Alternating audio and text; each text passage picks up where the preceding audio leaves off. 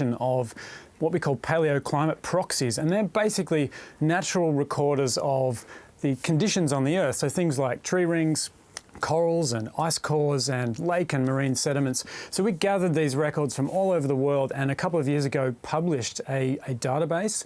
It was community vetted, and all of the experts brought that work together.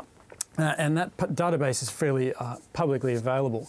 And we took that database and applied it to trying to understand what happened in the past in terms of global temperature and also the spatial extent of temperature around the world. It is true that the climate has undergone changes in the past, and certainly over really long timescales we have changes due to things like tectonic plate movement and the interaction between the solid Earth and the atmosphere and the ocean.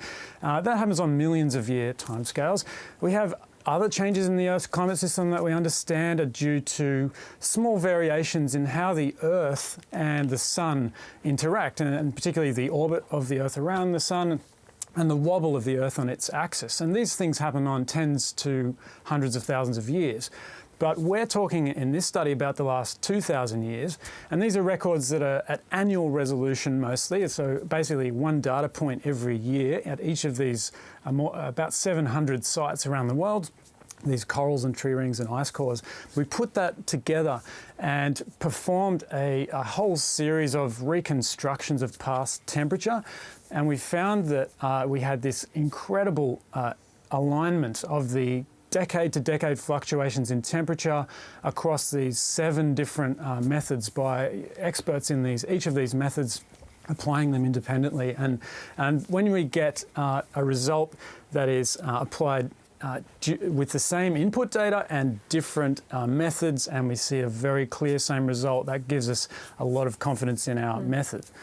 What we actually saw was that prior to the industrial period, volcanoes have an important impact on the climate. They have a temporary cooling effect on the climate system for a few years. And generally what you see is shortly after that cooling impact, you see a recovery to kind of normal conditions, I guess you would say. But the astonishing thing about this work is that the rate of warming in the recent period is so much more extraordinary compared to that pre-industrial period. It's a continuum. We can always reduce emissions. There's never a time when we should give up on that important task.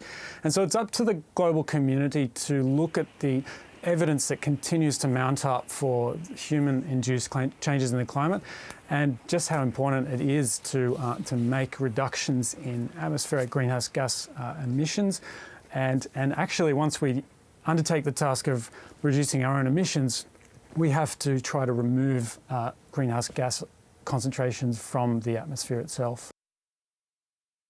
Let's check the latest weather now. Here's Graham Creed.